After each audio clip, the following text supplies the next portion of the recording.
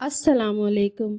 इस वीडियो में हम देखेंगे पर्सनल हाइजीन। तो हाइजीन यानी पाक, साफ या फिर क्लीनलीनेस।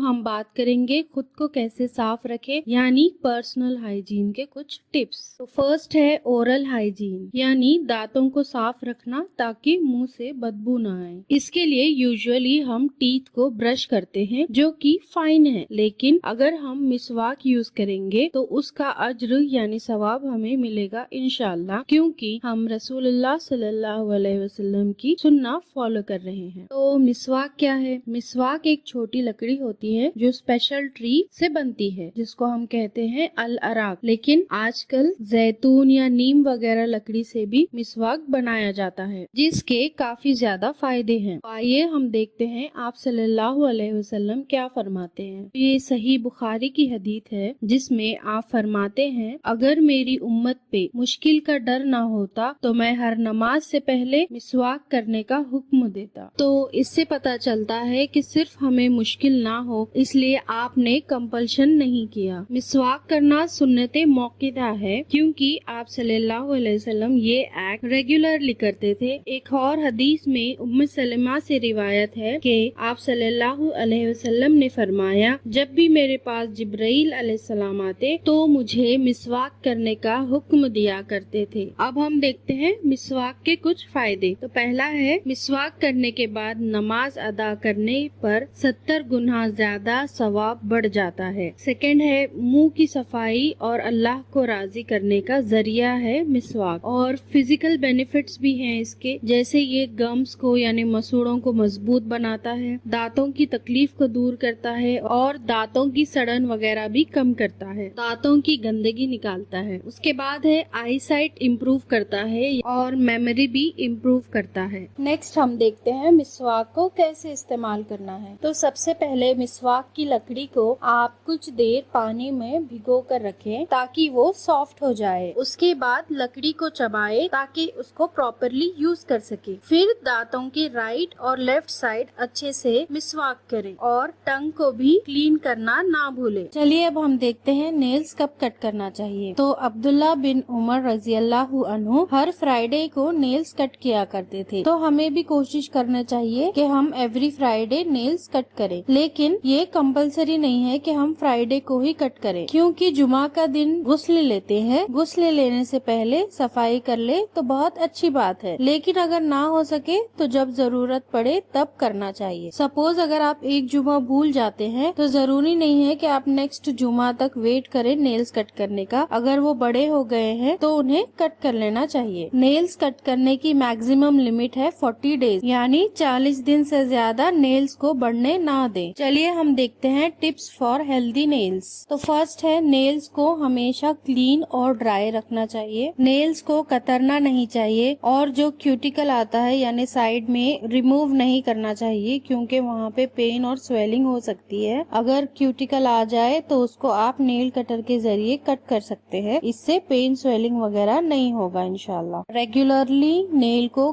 कट करें। जब किसी के पैर के नेल्स थिक हो जाए तो डिफिकल्ट होता है कट करने के लिए, तो इसके लिए आप अपने नेल्स को गर्म पानी और नमक में थोड़ी देर रखें। उसके बाद वो सॉफ्ट हो जाते हैं और उसको कट करना इजी हो जाता है। नेल्स पहले राइट हैंड के कट करना चाहिए, उसके बाद लेफ्ट हैंड के, क्योंकि आप सल्लल्लाहु अलैहि वसल्लम का ये मामूल था कि आप नेल्स राइट हैंड से लेफ्ट हैंड की तरफ कट करते थे। और अगर आपको लेग के कट करना हो तो राइट लेग, उसके बाद लेफ्ट लेग, और राइट हैंड में आप कोई भी फिंगर के नेल्स कट कर सकते हैं, क्योंकि इसकी कोई रिवायत नहीं मिलती कौन सी फिंगर के नेल्स पहले कट करना चाहिए। अब हम देखते हैं नेल पॉलिश लगाना कैसा है। देखिए, नेल पॉलिश लगाने से इसलिए मना किया गया क्योंकि नेल पॉलिश लगाकर नमाज नहीं होती। नमाज इसलिए नहीं होती क्योंकि नमाज अदा करने की एक शर्त है वजू का बराबर से होना, और वजू इसीलिए नहीं होता क्योंकि नेल पॉलिश एक लगाने से नाखून के ऊपर एक कोटिंग बन जाती है, जिस वजह से वो हिस्सा भीगता नहीं है, यानी नेल्स का पार्ट भीगता नहीं है। और वजू की शर्त है कि बाल बराबर भी जगह सूखी ना रहे। और अगर आप नेल पॉलिश लगाना ही चाहते हैं तो पीरियड्स की हालत में लगा सकते हैं, क्योंकि पीरियड्स की हालत में नमाज पढ़ने का हुक्म नहीं है।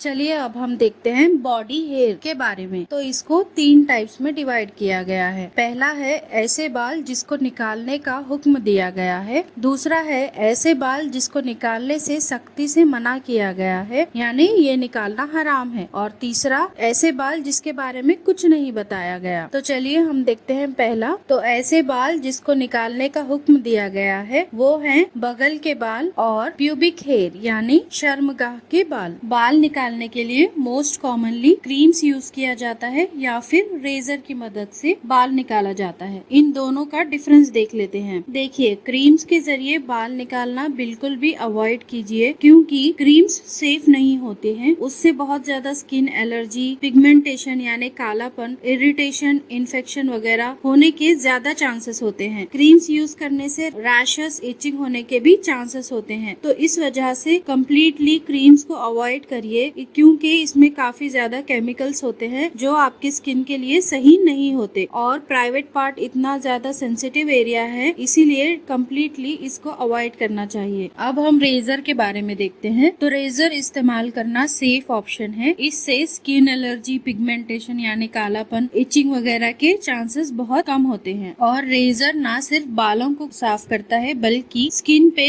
जमी गंदगी को भी निकालता है। एक तरह से स्किन को रिजुविनेट करता है। तो रेजर एक सेफेस्ट ऑप्शन है प्राइवेट पार्ट के बाल निकालने का। चलिए अब हम देखते हैं रेजर यूज करने के कुछ टिप्स। एक रेजर एक female maximum 3 to 4 times use कर सकती है। सेकेंड है, एक बार यूज करने के बाद उसको बॉइल्ड वाटर से साफ कर लेना चाहिए। नेक्स्ट है, हेयर रिमूव करते वक्त प्राइवेट पार्ट को और रेजर को अच्छे से वॉश कर लें, यानी एरिया वेट होना चाहिए ताकि इजीली बाल को रिमूव कर सकें। अगर मुश्किल हो रही हो तो आप सोप वाटर का जो फेस रहता है वो भी लगा सकते हैं। उससे बहुत जल्दी प्रॉपरली बाल रिमूव हो जाएंगे। और बाल रिमूव करने में जल्दी ना करें, क्योंकि कट होने के चांसेस होते हैं।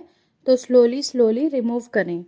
चलिए अब हम देखते हैं ऐसे बाल जो रिमूव करने का हुक्म नहीं दिया गया, यानी हराम है। आईब्रोज या भवे बनाने का हुक्म नहीं दिया गया है। इसको हम एक हदीस से देखते हैं। ये अब्दुल्ला बिन मसूद से रिवायत है कि आप सल्लल्लाहु अलैहि वसल्लम ने लानत भेजा है जो भवे बनाती है और जो भवे बनवाती हैं, दोनों पर। सो ये कम्प्लीटली हराम है। थर्ड पॉइंट है ऐसे बाल जिसके बारे में कुछ कहा नहीं गया। तो उसमें आते हैं अपर लिप, चिन, हाथ और पैर के बाल। तो देखिए, अननेचुरल हेयर होते हैं या फिर बहुत ज्यादा हेयर ग्रोथ होती है जो कि कुछ बीमारियों में दिखती है, जैसे कि पीसीओडी, एड्रिनल या फिर थायराइड प्रॉब्लम्स में। तो ऐसे बाल को निकाल देना चाहिए, क्योंकि औरतों को आदमियों जैसे नहीं दिखना चाहिए एंड वाइस वर्सा। तो इस वजह से अगर अपर लिप और चिन पे हेयर आते हैं तो इसको निकालना चाहिए। यानी अपर लिप और चिन पे अगर एक्सेस बाल आते हैं तो वो आप निकाल सकते हैं। और हाथ और पैर के बाल निकालने का ऐसा है, औरतों में यूजुअली बहुत छोटे छोटे बाल होते हैं हाथ और पैर के, तो उसको वैक्स करके आप और अजियत ना ले लें, क्योंकि वैक्स करने के बाद बाल बड़े आते हैं और उसको रेगुलरली वैक्स करना पड़ता है। अगर जरूरत नहीं है तो हाथ और पैर के बाल निकालना नहीं चाहिए। अगर इतने ज्यादा बढ़ गए हैं, कुछ बीमारियों में भी बढ़ते हैं, तो उसमें अगर आप निकालते हैं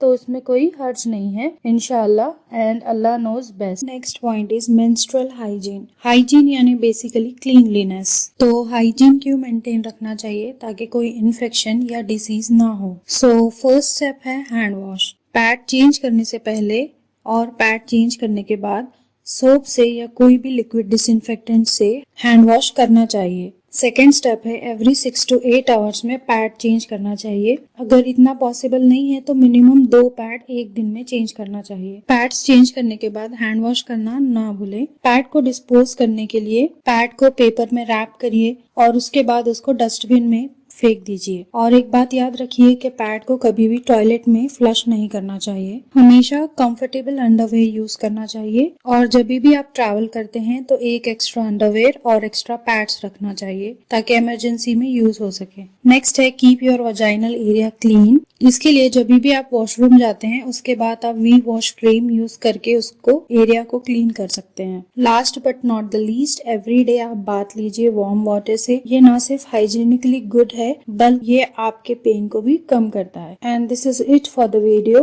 अगर आपको इससे रिलेटेड कोई क्वेश्चन है तो कमेंट बॉक्स में क्वेश्चन करिए। Inshallah, I will try to answer.